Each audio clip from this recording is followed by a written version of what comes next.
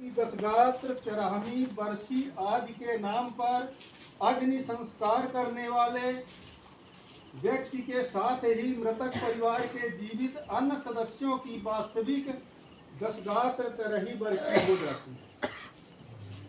आज तक हमारा समाज अंधविश्वास जनित रूढ़ियों के कारण जीवित लोगों की दशगात्र, तेरहवीं वर्षी एवं श्राद्ध आदि कराते आ रहा है। अब समय आ गया है जब हम इन कष्टदायक एवं अपव्ययतापूर्ण रूढ़ियों, परंपराओं का त्याग कर पूरे समाज को इनसे बचा सके।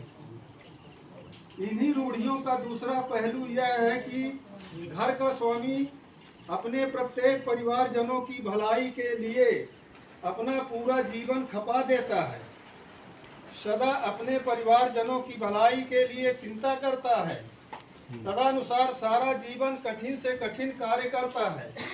वहीं परिवार उसके दिवंगत होते ही तुरंत उसका चिता जलाता है। उस व्यक्ति का कोई गंध या महक तक घर में न रह जाए, इसके लिए दशगात्र के दिन घर के सभी कपड़ों एवं पूरे घर की शुद्धिकरण करता है। इतना ही नहीं, वरन उससे अपना पिंड छुड़ाने के लिए विभिन्न देव स्थानों में उसके नाम का बार बार पिंडदान करता है। यह कार्य परिवारजन अपने प्रत्येक परिवारजन के दिवंगत होने पर अनिवार्यतः करते ही करते हैं।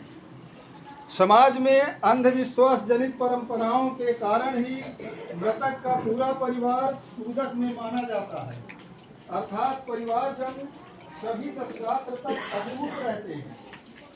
यह कैसी विडंबना है कि जब तक मनुष्य जीवित रहता है वह पवित्र होता है, उसका हर कार्य पवित्र रहता है, उससे कभी कोई परहेज नहीं करता, किंतु उसके मृत्यु होते ही उसका मृत शरीर अस्पृश्य अछूत शव बन जाता है और उसके सभी परिवारजन अशुद्ध या अछूत हो जाते हैं, जो अंधविश्वास जनित कर्मकांड पूरा कर पुनः पवित्र होकर समाज में सम्मिलित हो जाते हैं, जबकि ऐसा कुछ नहीं मानना ही सत्य है।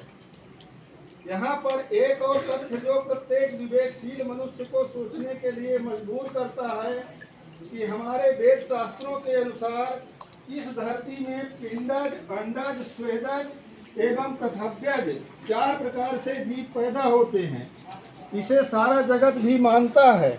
इन समस्त जीवों में से मात्र पिंडज समूह का एक छोटा भाग केवल मानव ही मृतक का अंतिम संस्कार कर्मकांड करता है, वह भी देश काल, परिस्थिति एवं अपने धर्म या समुदाय द्वारा निर्धारित अलग अलग विधियों से करता है।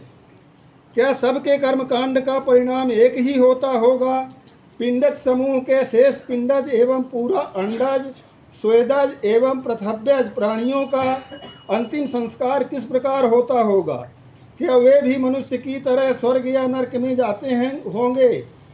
ये सारे प्रश्न मानव के लिए अनुत्तरित हैं और रहेंगे भी। अतः इन सब के संबंध में विचार न कर उन्हें प्रकृति के विधान पर छोड़ देना ही उचित होगा। यहाँ पर यह भी उल्लेख करना आवश्यक है कि देश के महान वैज्ञानिक सर जगदीश चंद्र बसु ने पेड़ पौधों में भी जीव होना पाया है। वे भी जन्मते हैं एवं मरते हैं, उनका अंतिम संस्कार कैसे होता होगा? ये भी पृथव्य समूह के जीव होते हैं।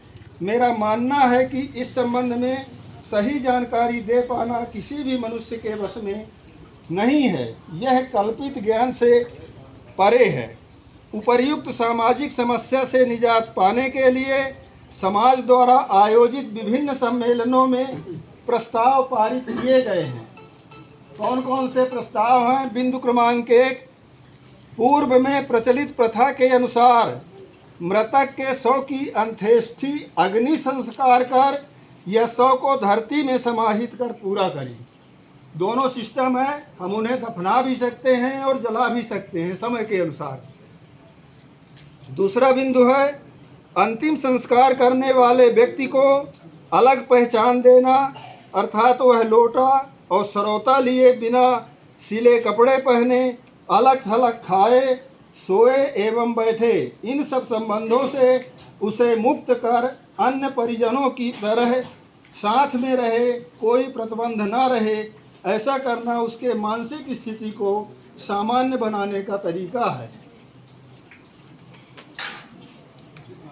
तीसरा बिंदु है अग्नि संस्कार एवं दशगात्र के दिन मृतक परिवार के सभी सदस्य एवं मानदान अर्थात बहन बेटी मृतक के घर पर यदि वह सक्षम हो तो भोजन करें।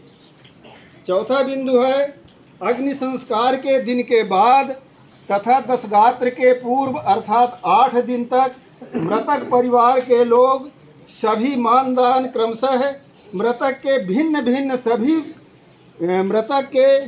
भिन्न घर में सभी का भोजन होगा, जिसमें अग्नि संस्कार करने वाला व्यक्ति भी सम्मिलित रहेगा। यह बिंदु ऐच्छिक है।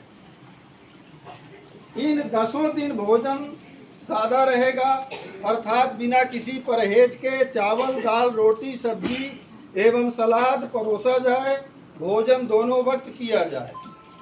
छठवां बिंदु है 10 जून 2023 को मुख्य रूप से यह प्रस्ताव पारित हुआ है कि दशगात्र के बाद सभी कार्यक्रम जैसे 13वीं वर्षी अमावस्या एवं वार्षिक श्राद्ध का समापन किया जाता है।